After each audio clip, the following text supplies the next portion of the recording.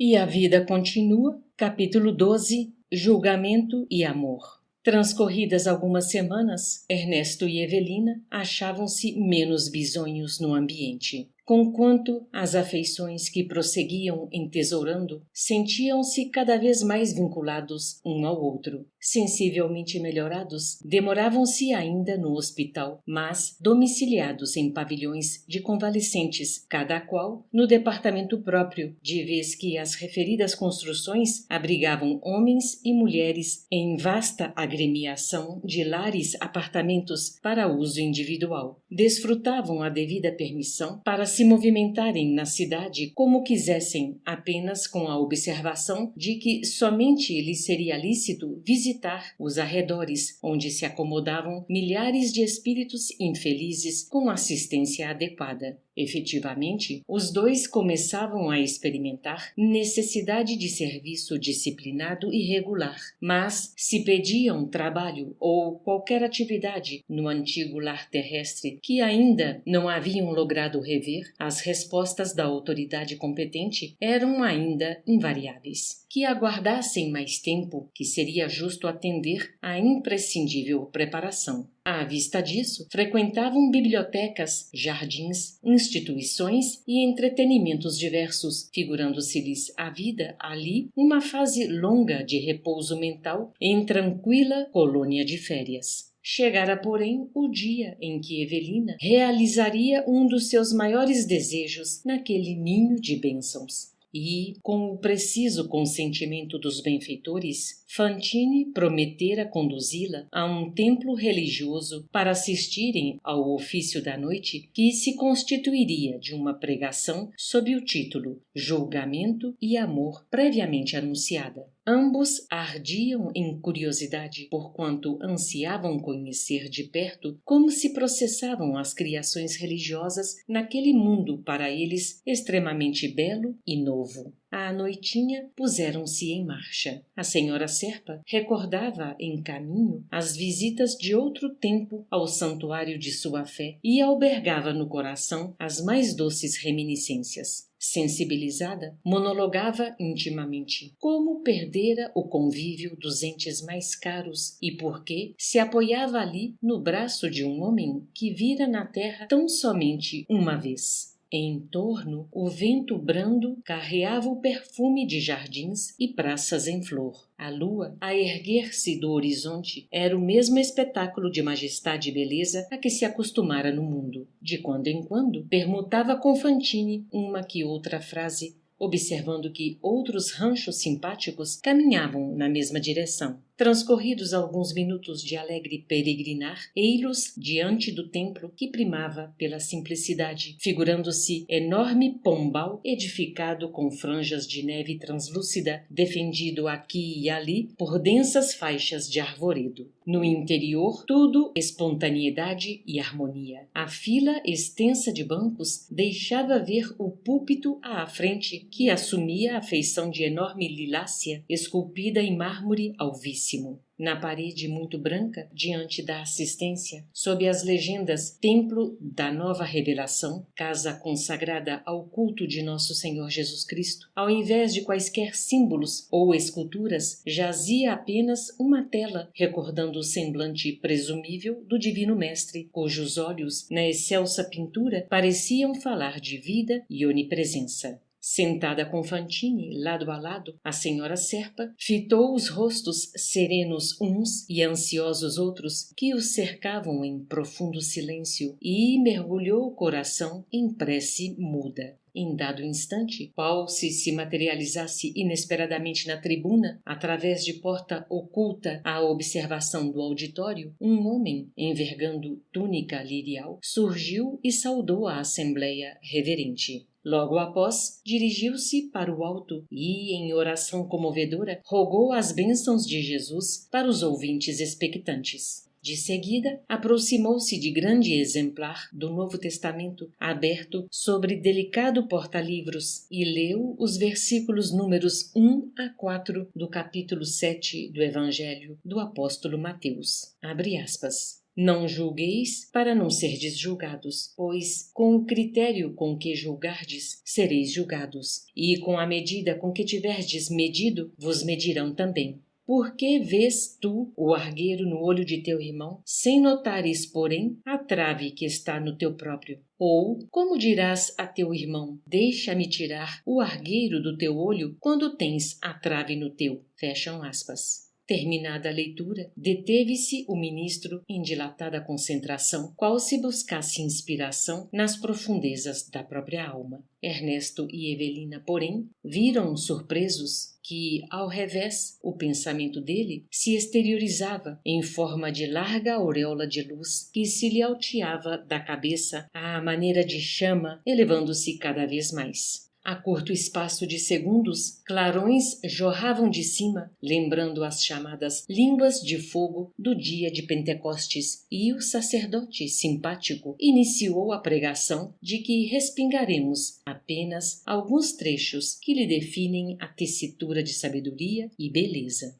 Irmãos, até ontem éramos parte integrante da coletividade humana, a nossa bendita família da retaguarda, e acreditávamos no poder de julgar-nos uns aos outros. Encastelados nas ideias religiosas que supunhamos escravizar a serviço de nossas paixões, imaginávamos adversários e transviados quantos não pensassem por nossos princípios. Interpretávamos os ensinamentos de nosso Senhor Jesus Cristo conforme o nosso arbítrio, exigindo que o Senhor da vida se nos fizesse rebaixado servidor na estrada sombria e tortuosa que não nos cansávamos de palmilhar. Entretanto, despojados hoje do corpo de matéria mais densa que nos acalentava as ilusões, aprendemos que todos somos consciências deficitárias perante a lei. E compreendemos agora, para a felicidade nossa, que apenas o Senhor dispõe de recursos para avaliar-nos consideradamente, porque, em verdade, ser-nos-á possível tão somente examinar a nós próprios. O que tenhamos sido no imo do sentimento, enquanto na existência do corpo terrestre, somos aqui, neste pouso de luz que o Senhor nos faculta por moradia temporária, percebemos, sem qualquer constrangimento de ordem exterior, que todos os petrechos mantenedores das aparências que nos disfarçavam no mundo para o desempenho do papel que nos cabia na ribalta humana, nos foram retirados a fim de que sejamos aqui, na esfera da realidade espiritual, quem nos propusemos ser, com tudo o que tenhamos ajuntado em nós de bem ou de mal durante o estágio na escola física. Muitos de vós outros carregais ainda hábitos e enganos da experiência carnal, que gradativamente perdereis por não encontrarem neste meio qualquer significação. Vossos palácios ou casebres, títulos convencionais ou qualificações pejorativas, privilégios ou cativeiros, honras familiares ou desconsiderações públicas, vantagens ou prejuízos de superfície, todos os condicionamentos mentais que vos centralizavam na ideia de direitos supostos ou imaginárias reclamações, com o abandono dos deveres naturais de aperfeiçoamento espiritual para a vida eterna, desapareceram no dia em que os homens, por força da desencarnação, vos impuserem ao nome um atestado de óbito no planeta, senhoreando-vos os patrimônios e analisando-vos os atos, para, ao depois, muitos deles, varrer-vos do pensamento com a falsa convicção de que vos podem desterrar da memória para sempre. Quantos de vós viestes escutar aqui as vozes da verdade para as quais tantas vezes selastes os ouvidos do corpo terreno? A divina providência não pergunta o que fostes, porque nos conhece a cada um em qualquer tempo. Entretanto, é justo investigue sobre o que fizestes dos tesouros do tempo, concedido a nós todos em parcelas iguais. Sábios, em que aplicastes os dotes do conhecimento superior? Ignorantes, onde colocáveis o talento das horas? Ricos, em que trabalho dignificastes o dinheiro? Irmãos destituídos de reservas douradas, mas tantas vezes detentores de bênçãos maiores, que realizastes com as oportunidades de paciência e serviço, compreensão e humildade na esfera da obediência. Jovens, que operastes com a força. Companheiros encanecidos na marcha do cotidiano, em que boas obras convertestes o clarão de vosso entendimento.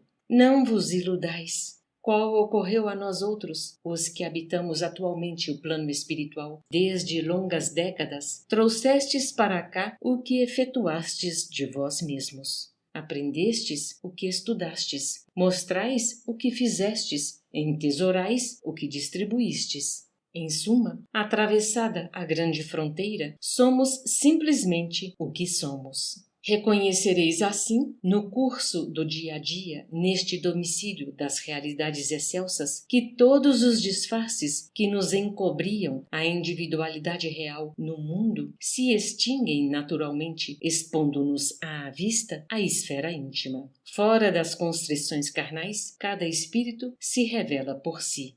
Mecanicamente, na residência ancestral da alma, estampamos nas atitudes e palavras os sentimentos e pensamentos que nos são peculiares, sem que nos seja mais possível qualquer recurso à simulação. Patenteando de todo o que somos e o que temos nos recessos do ser, terá chegado para cada um de nós a hora do julgamento, porquanto a divina misericórdia do Senhor nos oferece ainda, aqui, como em tantas outras estâncias da espiritualidade, esta cidade-lar como sendo antecâmara de estudo e serviço, possibilitando-nos valiosos aprestos para a ascensão à vida maior, em cujas províncias nos aplicaremos a conquista de dons inefáveis na continuação da luta bendita pelo aperfeiçoamento próprio. Quantos, porém, desprezarem as sublimes oportunidades do tempo no clima de recomposição a que nos acolhemos agora, de certo que por eles mesmos recuarão para os distritos vizinhos onde se afinam os agentes da perturbação e das trevas, doentes voluntários seviciando-se em lamentável regime de reciprocidade, até que, fatigados de rebeldia, roguem à piedade das leis eternas a preciosa dádiva das reencarnações de sofrimento regenerativo para o retorno a esses sítios, Deus sabe quando. Não aspiramos a dizer com as nossas afirmativas que o renascimento no campo físico seja sempre cadinho de reparação aos delitos que praticamos, pois milhares de companheiros, depois de longo e honesto esforço pela própria corrigenda entre nós, com larga cota de tempo em nossa colônia de trabalho e reforma, volvem ao corpo carnal honrados com tarefas de abnegação e heroísmo obscuro, junto de alguém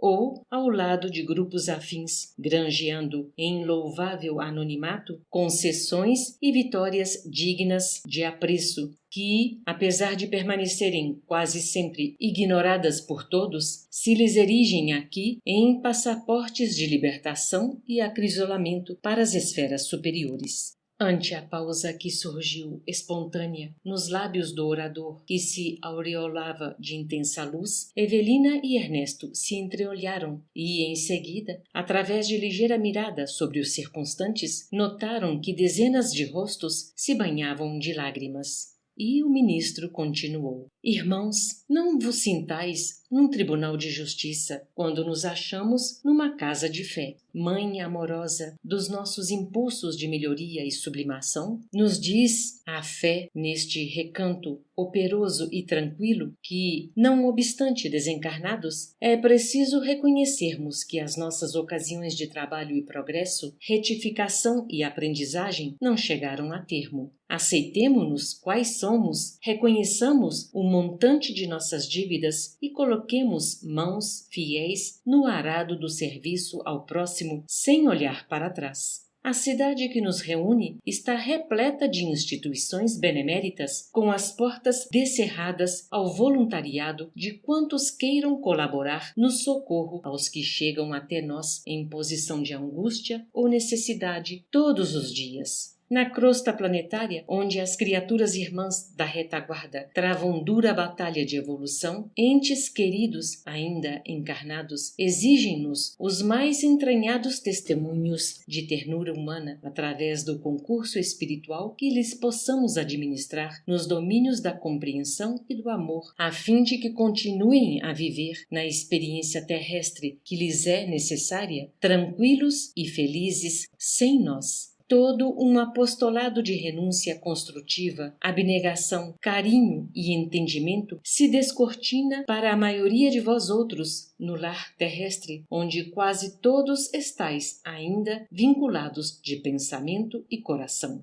Além disso, estamos cercados através de quase todos os flancos por multidões de companheiros dementados a nos pedirem amor e paciência para que se refaçam. Na arena física, multiplicávamos apelos a que se pusessem mesas dedicadas aos famintos e se acumulassem agasalhos para o socorro à nudez. Aqui, somos desafiados à formação e sustentação do devotamento e da tolerância para que a harmonia e a compreensão se estabeleçam na alma sofrida e conturbada dos nossos irmãos tresmalhados nas sombras de espírito. Caridade, meus irmãos. Amor para com o próximo. Muitas vezes, o serviço de alguns dias pode endossar-nos valioso empréstimo de energias e meios para as empresas de recuperação e elevação que nos requisitam o esforço de muitos anos. Oremos, suplicando ao Senhor, nos inspire, a fim de que venhamos a escolher decididamente a estrada de purificação em novos e benditos avatares na estância física ou a vereda ascendente para a vida maior.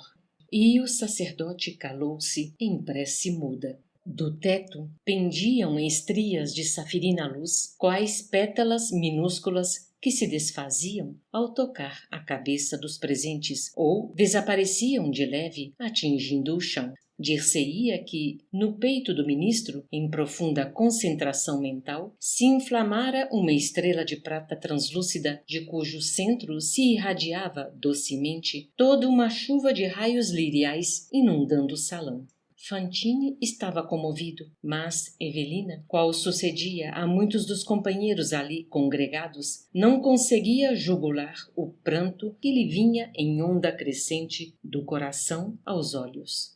A senhora Serpa não saberia explicar a razão da emotividade que lhe assaltara os recessos do espírito, extremamente sensibilizada como se achava, ignorando se devia aquelas abençoadas lágrimas às aspirações para o céu ou às saudades da terra. Não mais ouviu as derradeiras palavras do ministro ao encerrar o ofício da noite. Sabia apenas que se amparava agora de maneira total no braço do amigo, junto de quem se retirou do recinto soluçando.